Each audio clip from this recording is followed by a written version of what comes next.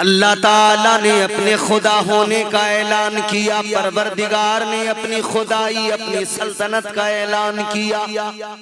अल्लाह ने बंदों को बता दिया, ऐ मेरे बंदो, मैं तमाम आलमीन का खुदा हूँ। हम हर नमाज में सूरह फातिहा पढ़ते हैं, हम बार बार कहते हैं तमाम तारीफें परवरदिगार के लिए जो आलमीन का रब है, कुल कायनात का परवरदिगार है, सारी कायनात का बादशाह, सारी कायनात को पालने वाला, हमारा राज़िक, हमारा खालिक, हमारा मालिक। उसने अपनी तौहीद का ऐलान किया तो उसने कुरान मजीद में फरमा दिया, कुल हुवल्लाहु अहद अल्लाहुस समद। परवरदिगार ने अपनी खुदाई का ऐलान किया, अपनी रबूबियत का ऐलान किया, फरमाया कह दो वो अल्लाह एक है। फरमाया वही सारे आलमीन का रब है, कुल कायनात का बादशाह है, कुल कायनात का परवरदिगार है। जब खुदाई की बात आई तो फरमाया सारे आलमीन का रब तुम्हारा अकेला खुदा है। लेकिन जब बात महबूब की आई तो अल्लाह ने फरमाया, वमा अर्सलनाका इल्ला रहमतल लिल आलमीन। अल्लाह ताला ने फरमाया, ऐ महबूब, आपको सारी कायनात के लिए रहमत बना के भेजा गया है, आपको तमाम आलमीन के लिए रहमत बनाकर भेजा गया है।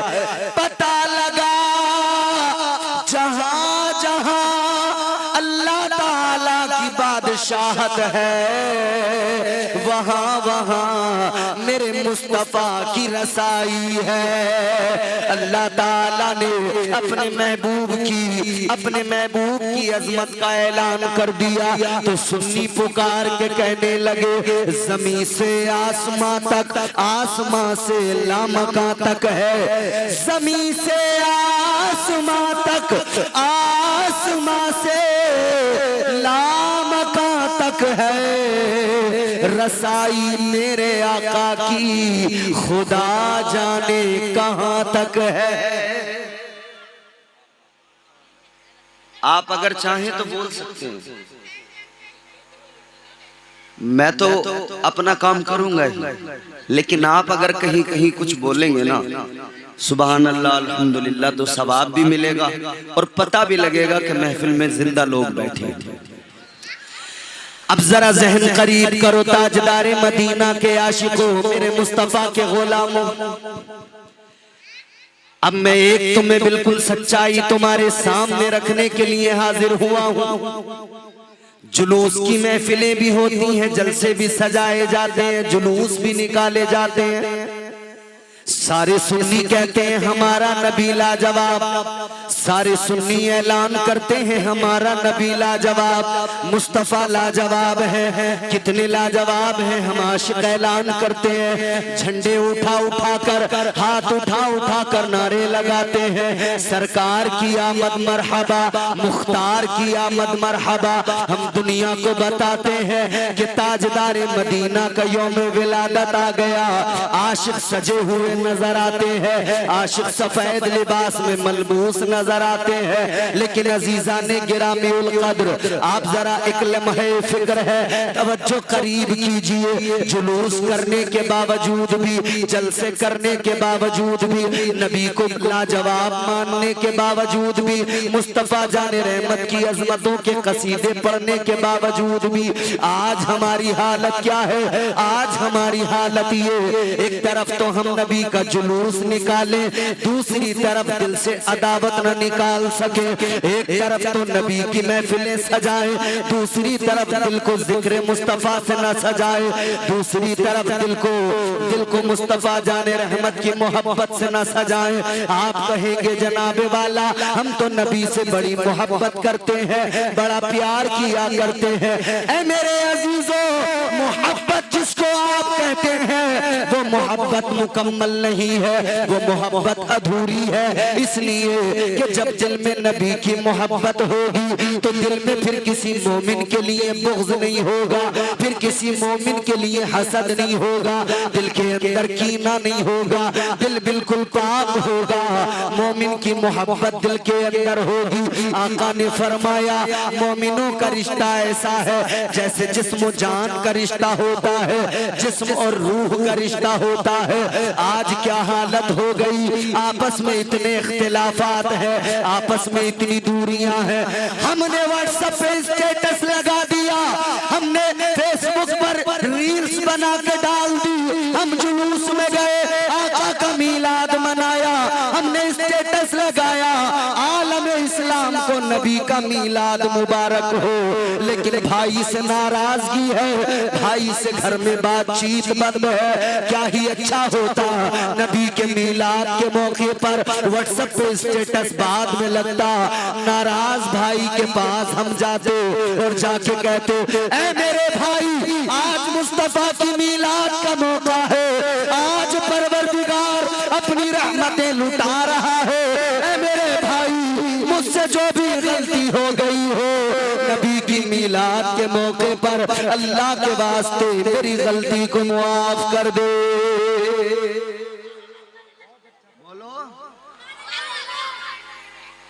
उलमा मौजूद हैं, जुलूस भी हैं, जलसे भी हैं, लेकिन अब तो हमारे यहाँ कुछ लोगों ने ऐसा भी मिजाज बना लिया, इतने बड़े सियासी हो गए, जलसों में सियासत, मस्जिद में सियासत, मदरसे में सियासत, दीन के हर काम में सियासत। कहां से सीख के आया है तू? कौन है तेरा उस्ताद जिसने तुझे ये ट्रेनिंग दी है?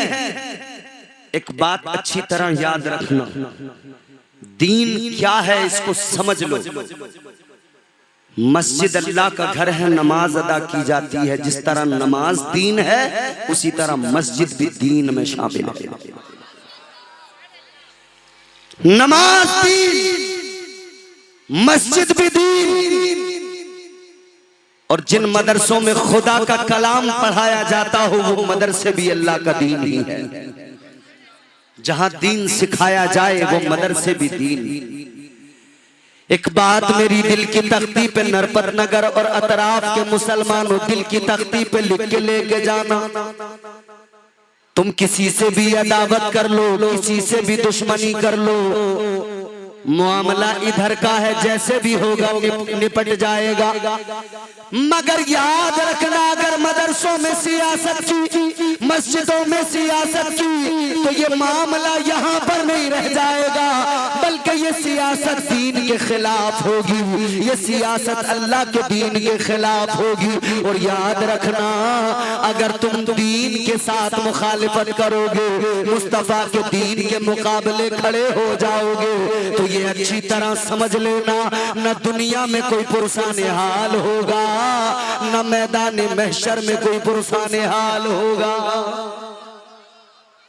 नबी की मीलाद के मौके पर दिलों को साफ करो, नबी की मीलाद के मौके पर दिलों को आईना बनाओ, शफाफ मुस्तफा की मोहब्बत का आईना बनाओ। अजीब तमाशा है, जलसा करने चल पड़े, 4 कमेटी तैयार करते, 4 लोग मिलकर 10-12 लोगों को जमा किया, चंदा करे, भीख मांगे, लोगों के दरवाजों पे जाएं, मुझे बता क्या ये चंदा इसलिए करते हैं कि अपने घर मुर्ग बना के पका पका के खाएंगे। क्या चंदा इसलिए करते हैं कि अपने घर बिरयानियां उड़ाएंगे? नहीं नहीं, ये भीख जो दर दर जाके मांगते हैं इसलिए मांगते हैं कि चलो गाँव में अपनी बस्ती में नबी का जलसा सजाएंगे, आका का मीलाद होगा, अल्लाह ताला करम फरमाएगा, रब की रहमतों का नुज़ूल हो जाएगा, रब की रहमतों का नुज़ूल हो जाएगा।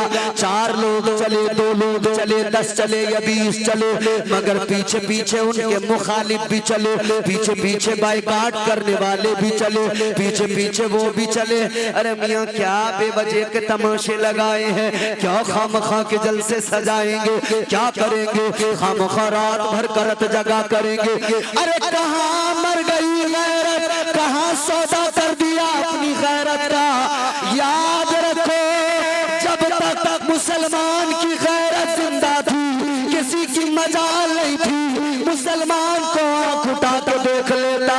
मगर मुसलमान जब से बेगैरत बना, इसने मस्जिदों मदरसों में सियासत की, नबी के जलसों में सियासत की। इस मुसलमान को आज दुनिया में रुसवा किया जाने लगा, आज दुनिया में जुल्म होने लगे।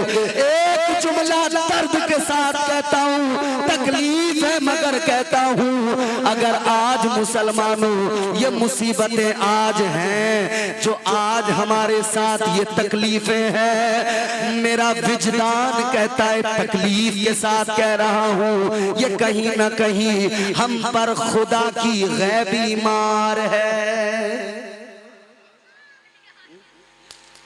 इमाम पे सियासत, मिलाद भी मनाएंगे, झंडे भी उठाएंगे, सरकार की आमद मरहबा डीजे बजा रहे हैं पूरी तबीयत, सरकार की आमद मरहबा। लेकिन जो सरकार के मुसल्ले पे इमाम खड़ा है, नाली के गटर के स्लिप के ऊपर बैठ के इमाम की बुराई ऐसे कर रहे हैं तबीयत से, जैसे मानो यही इनका असली काम है, इसके अलावा कोई काम ही नहीं है।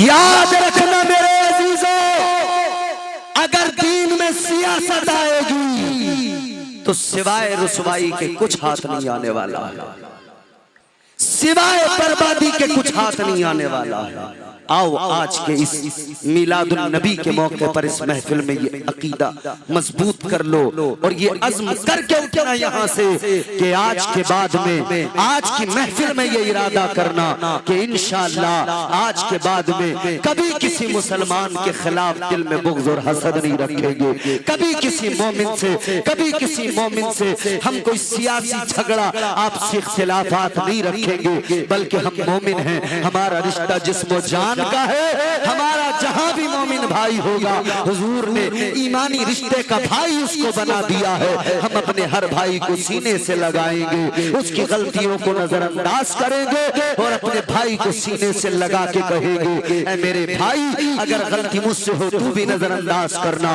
अगर गलती तुझसे हो मैं भी नजरअंदाज करूंगा, लेकिन हम भाई हैं, तुझे मेरी जरूरत होगी मैं तेरे साथ खड़ा नजर आऊंगा, और मुझे तेरी जरूरत पड़े तू भी मेरे साथ खड़े हो जाना, ताकि मैं, मेरा दिल भी चौड़ा हो जाए और ये पैगाम भी दुनिया को जाए कि मुसलमान के साथ वफादार है। मगर हालत अजीब है, भाई भाई के साथ वफादार नहीं, गैरों से वफा की उम्मीद रखते हो, अपनों के साथ तुम वफा नहीं कर सकते, गैरों से वफा की उम्मीद रखते हो। हमने तो यहाँ तक भी देखा है, अपना कोई भाई तरक्की करे मुसलमान सोचता है ये बर्बाद क्यों नहीं होता, तो जब तू अपने भाई के लिए सोचता है कि ये बर्बाद क्यों नहीं होता, तो और कौमें तेरे लिए भी तो सोचेंगी कि मुसलमान तू बर्बाद क्यों नहीं होता। अपने आप को बर्बादी से बचाना है तो पहले अपने नबी की मोहब्बत दिल में पैदा कर और अपने मोमिन भाइयों से मोहब्बत का जज्बा बेदार कर ले। ये असल पैगाम है मिलादुन नबी का, ये असल पैगाम है मिलाद मुस्तफा की महफिल का। मिलाद में आने वालों, अल्लाह की कसम रात के सन्नाटे में 12 बज रहे, पूरे हिंदुस्तान में घूम घूम के जो देखा वो यही देखा कि मुसलमान आपस में ही एक दूसरे के जब वफादार नहीं है, आपस में एक दूसरे से इंसाफ नहीं कर सकते, तो कौन हमारे साथ इंसाफ करेगा? किससे तुम तवक्को रखते हो कि वो तुम्हारे साथ इंसाफ करेगा? कोई इंसाफ नहीं करेगा। पहले खुद मुनसिफ बन जाओ, पहले खुद इंसाफ पसंद बन जाओ। आओ जरा मेरे अजीजों, मुआशरे की सच्चाइयों पे एक लम्हे के लिए नजर डालो। बेटे की हालत ये कि बाप से नाराज, माँ ने अगर बेटी को जरा सा कुछ कह दिया तो बेटी माँ से मुंह फुला के बैठ गई, बहस करने लगी। जबान इतनी है, एक जवाब में कमी नहीं है, बराबर जवाब दिए जा रहे हैं। क्या हो गया मुआशरे को? ये तो मेरे आका की तालीम नहीं थी। मिलादुन नबी के मौके पर, आका की विलादत के मौके पर आका की सीरत को भी देखा करो, आका के किरदार को भी देखा करो, आका की गुफ्तार को भी देखा करो, इमामुल अंबिया के किरदार को भी देखा करो। आका का किरदार क्या था, आका का तरीक़ेकार क्या था, मुस्तफा ने उम्मत को क्या अता किया, ताजदार मदीना ने गुलामों को क्या दिया। आओ जरा नबी की जिंदगी उठा के देखो। 40 साला जिंदगी वो मेरे मुस्तफा की कि जब तक आका ने नबुव्वत का ऐलान नहीं किया, अपनी रिसालत का ऐलान नहीं किया, उस 40 साला जिंदगी में ताजदारे मदीना ने क्या किया है? गरीबों को सीने से लगाया है, कमजोरों की मदद की है। मुस्तफा जाने रहमत ने अपना किरदार मक्के के लोगों के सामने रखा, अपने किरदार से मक्के के लोगों को अपना बनाया। बड़े बड़े झूठे आका को सादिकुल वादुल अमीन कहने लगे, बड़े बड़े बदअहद लोग आका को सच्चा कहने लगे, वादे का पक्का कहने लगे। वो लोग जो अमानतों में खयानतें करते थे, वो अपनी अमानतें ताजदार मदीना की बारगाह में लाते, आका के पास अपनी अमानतें रखा करते थे। अजीजाने गिरामीउल कद्र गौर फरमाइए, ये सीरत मुस्तफा है, ये नबी का किरदार है, ये नबी की पाकीज़ा जिंदगी है। ये इधर जलसा हुआ, एक कमेटी तैयार हुई। बोलो कमेटी बनी ना? अरे बोलो भाई। अगर गूंगे हो तो मैं पहले भी कई जगह हिंदुस्तान भर में बता चुका हूँ। हमारे यहाँ एक मज़ार है अल्लाह के वली का, हजरत सैयद जमालुद्दीन रहमतुल्लाह अलैह। जितने भी गूंगे बच्चे हों जो कहीं नहीं बोलते हों, वहां लेके आओ, गूंगे बच्चे बोलने लगते हैं। अगर नगर वालों, अगर कोई गूंगा है ना, मेरा नंबर ले लेना, मेरे नंबर लेके मुझे फोन कर लेना, तुम्हारी जमाने में चढ़ा दूंगा। मगर खुदा के लिए अगर बोलना जानते हो तो बोलो, जरा मेरा साथ दो, मोहब्बत से बोलो सुभान अल्लाह, और जोर से हाथ उठा के बोलो सुभान अल्लाह। जो तौर है दुनिया का उसी तौर से बोलो, जो तौर है दुनिया का उसी तौर से बोलो, बहरों का इलाका है जरा जोर से बोलो। सीरत मुस्तफ़ा क्या? अच्छा, मैंने अर्ज किया इधर एक कमेटी बनी, नूरुद्दीन भाई, उनके साथ नवाब भाई और दीगर लोग कमेटी बनी। कमेटी वालों ने कहा जलसा कराएंगे, नबी का मीलाद मनाएंगे। अब इन्होंने चंदा किया, चंदा करके जलसा सजाया। अच्छा, इधर कमेटियां बनती हैं, तंजीमें बनती हैं। आओ मैं तुम्हें इन कमेटियों, इन तंजीमों का भी इतिहास बता दूं, इनकी तारीख भी बता दूं, ये तारीख भी आपके जहन में महफूज हो जाए। अजीजाने गिरामीउल कद्र गौर फरमाइए, मक्के की सरजमीन है, अभी आका ने नबुव्वत का ऐलान नहीं किया है, अपनी रिसालत का ऐलान नहीं किया है, लेकिन मक्के की सरजमीन पर तुम्हारे मेरे आका ने एक कमेटी बनाई है, एक तंजीम बनाई है। जैसे इधर वेलफेयर ट्रस्ट बनते हैं, वैसा एक ट्रस्ट मेरे आका ने मक्के में बनाया है। ऐन जवानी का आलम है, 14 साल की चढ़ती जवानी है मेरे आका की। ऐन जवानी के आलम में मेरे मुस्तफा ने एक कमेटी बनाई है। आज हम देखते हैं अक्सर कमेटियां नौजवान बनाते हैं, अक्सर कमेटियों में नौजवान होते हैं। हमें पता लग गया उधर आका ने ऐन जवानी के आलम में एक कमेटी बनाकर, एक तंजीम बनाकर अपनी उम्मत के जवानों को दर्श दे दिया।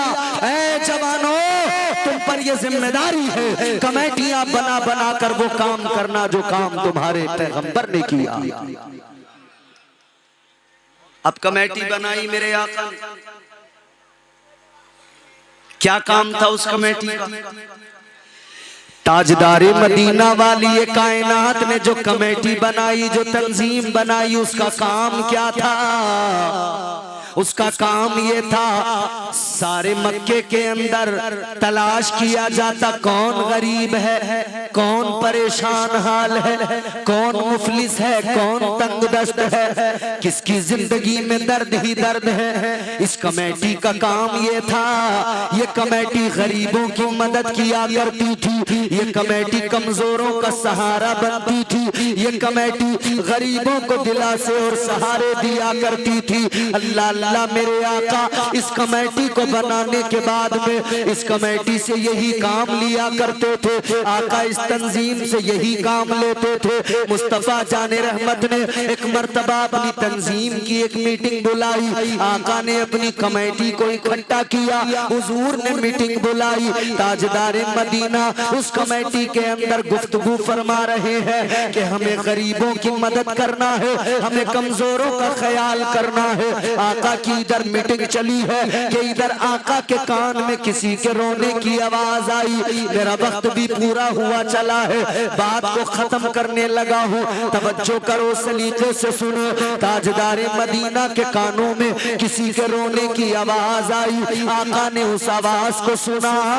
मेरे मुस्तफा करीम ने आवाज को सुनने के बाद में मेरे मुस्तफा के कल्बे अतहर पर एक चोट लगी। आका बेचैन मुस्तरिब हुए। हुजूर ने फरमाया मेरे रहते हुए कोई रोए, कोई आंसू बहाए, ये मुझे गवारा नहीं है। आका कायनात आगे बढ़े, जिधर से रोने की आवाज आ रही है मुस्तफा उस जानिब चल पड़े। ताजदारे मदीना ने जाकर देखा, एक आराबी है, एक देहाती है, एक अरब का बद्दू है, रो रहा है, आंसू बहा रहा है, रो रहा है, अश्कों से मुंह धो रहा है। आका करीब गए, ताजदारे मदीना ने अपना रहमत वाला हाथ उस आराबी, उस देहाती के कांधे पे रख दिया। ये मेरे मुस्तफा का बरकत वाला हाथ था, ये यदुल्लाह जिसको कुरान ने कहा वो मुकद्दस मेरे आका का हाथ था। जैसे ही आका ने कांधे पे रखा, उस आराबी के दिल को सुकून आया। पलट कर देखा कौन है, क्या देखा, सामने नबियों का इमाम है।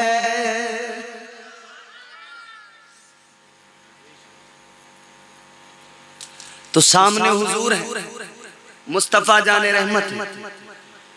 हुजूर को देखा, इसे उस वक्त तक नबूवत का ऐलान ही नहीं हुआ था, न इसे पता था न इसे खबर थी।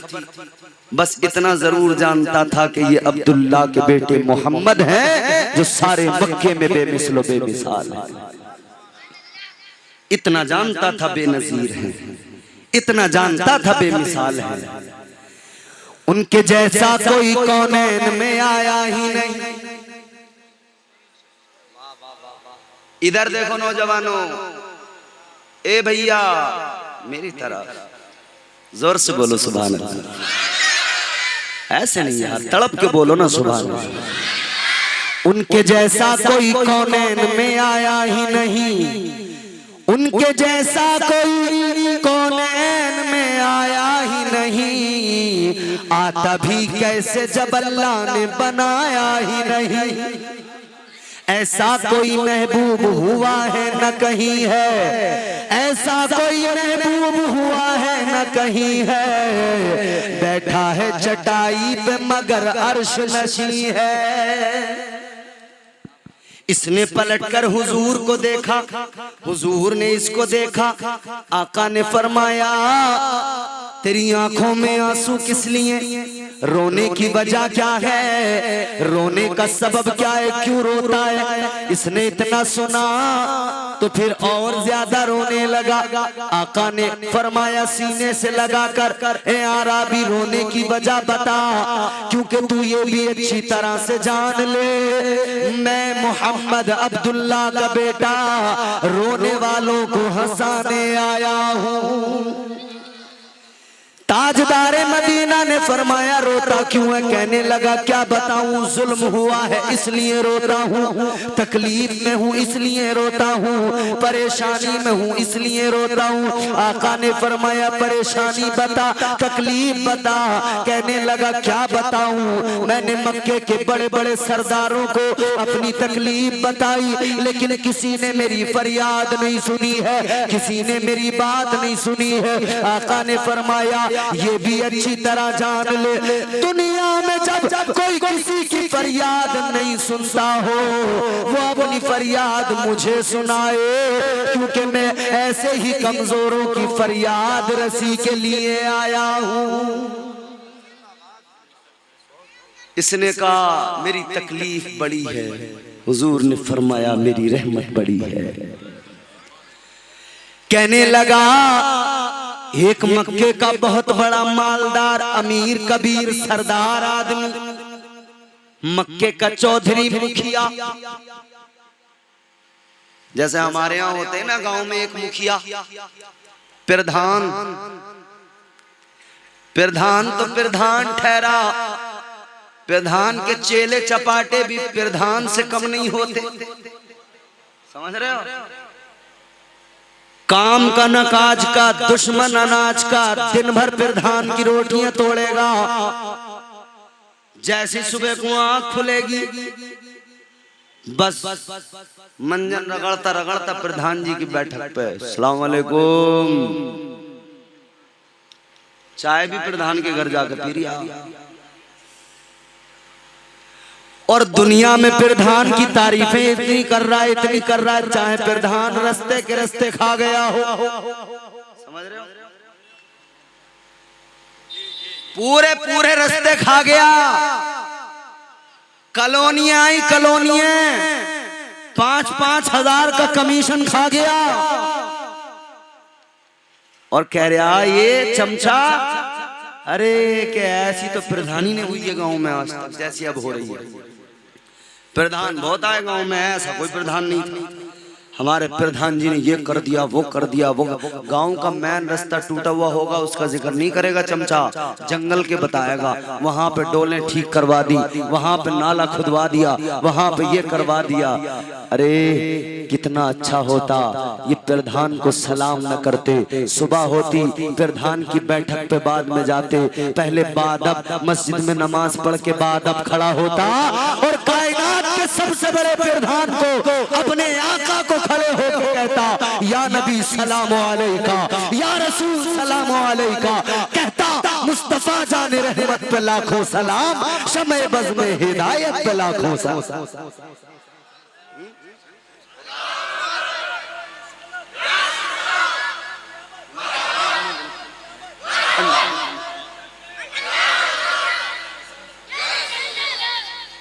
तो मियां सुनो,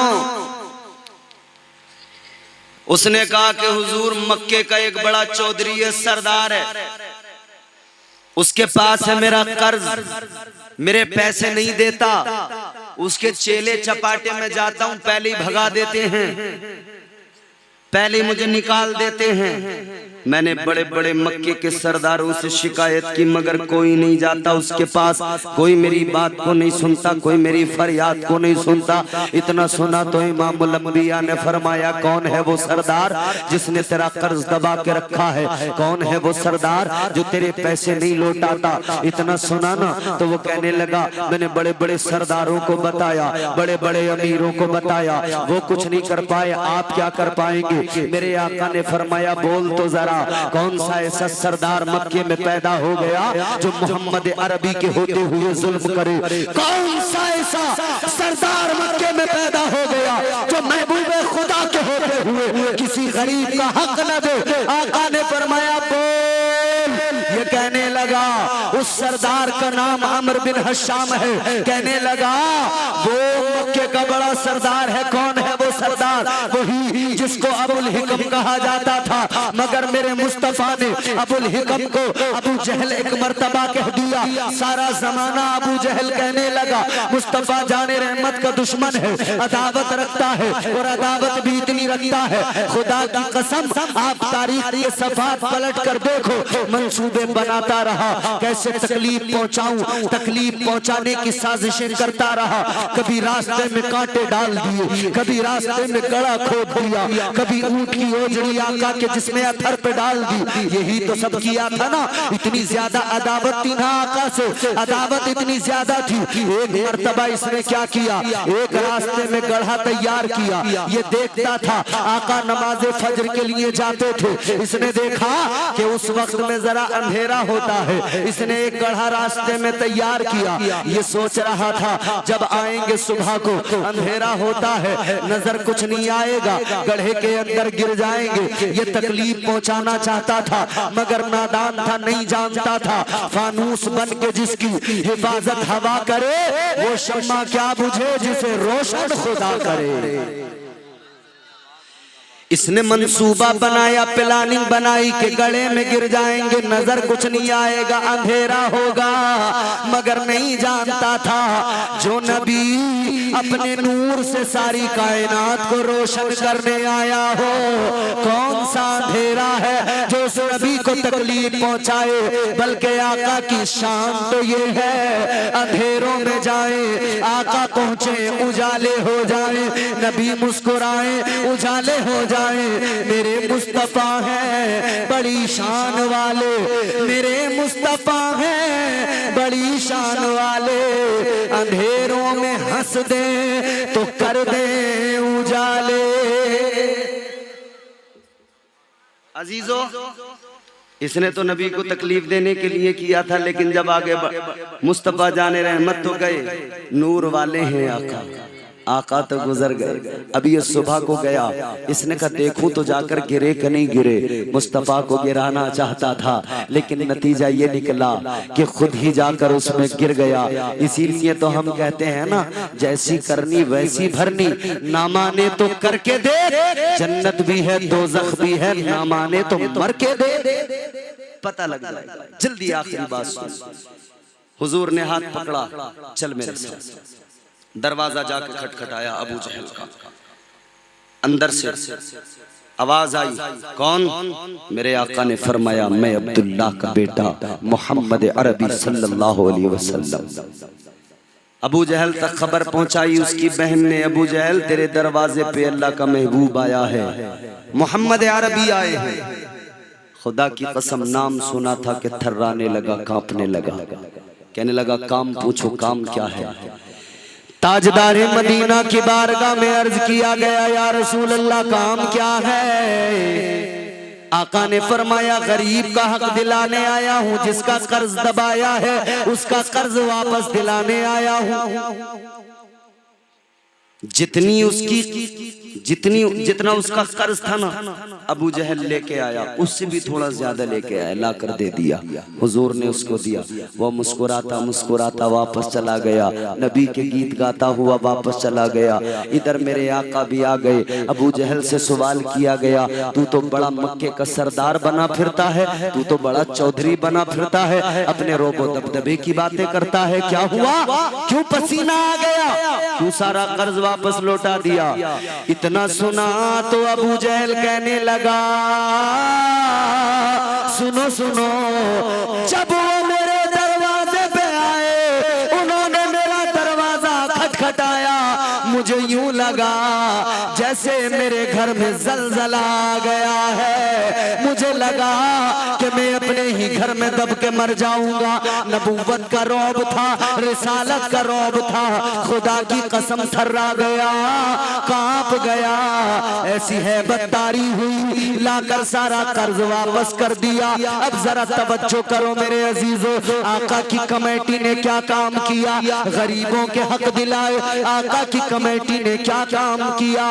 गरीब गरीबों के सहारा बन गए। अल्लाह अकबर कबीरा। तो ये कमेटी मेरे मुस्तफा ने बनाई है। आज भी आका के गुलाम नौजवान मिलजुल कर कमेटियां बनाते हैं और उन कमेटियों का काम क्या होता है? काम ये होता है कि कभी मदरसे की खिदमत करेंगे, कभी मस्जिद की खिदमत करेंगे, कभी नबी के जिक्र की ऐसी महफिलें सजाएंगे।